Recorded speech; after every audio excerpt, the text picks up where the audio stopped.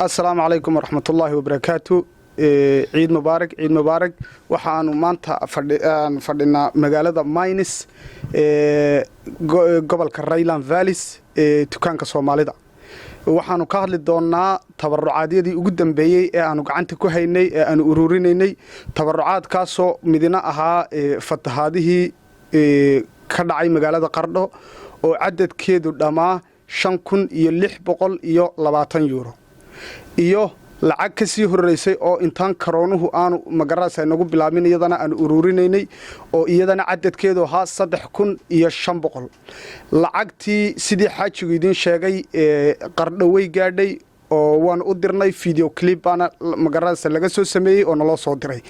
tii kale ee 3,500 ahayd waxa inoogu jirtaa qasnada masaajidka waxaanan ugu talagalnay injineerkii wuxuuna la balansiyay bisha 6aad inaanu dib u bilowno hadii Allah hawada la ogolaado oo aanu dib u habeyntii aad lacagtaas ula soo baxdeen aanu sameeyno wabillahi tawfiiq rahiim Allahumma salli ala Muhammad wa ala alihi wa sahbihi sallam dhammaan waxaan salaamaynaa walaalaha Soomaaliyeed meel kasta oo ay joogaan ciid mubaarak waan leenahay waxaan rabaa inaan halkan aanu salaan iyo ciid hambalyadeeda uga gudbino jaariyada ku dhaqan Fiisbaadan iyo Maynis labada gobol ee Mataana iyo labada magaalo oo Mataanaha ah waxaan leenahay insha Allah waxaan rajaynaynaa ciideeda in Ilaahayay ونبض iyo baraare iyo barwaaqo inuu ku gaarsiiyo inta markan ka soo gudubno sidii uu sheegay Cabdalle lacagtii ay labada masaajid ama labada magaalo iyo inta nawaaxigeeda ay ururiyeen lacagtii meeshii loogu talagalay waa gaadhay ilaa hadii Ilaahay yaraaho waa layna ka gudoomay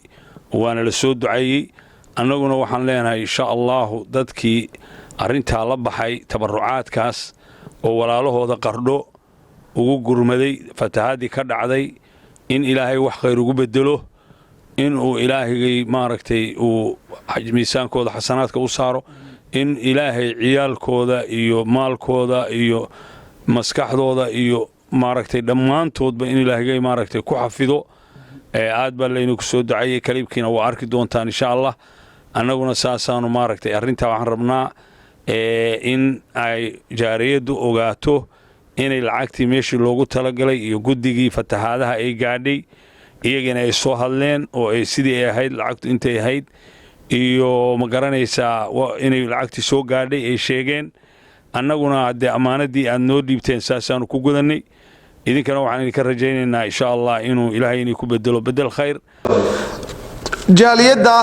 labada masjid ee Abu Bakar ee labada magaalo ee Wiesbaden iyo Mainz ee Germany iyaguna waxay soo direen $5,621 ilaahay waxaan ka baryaynaa meesha ka bixin wax ka khayr badan Allah ugu bedelo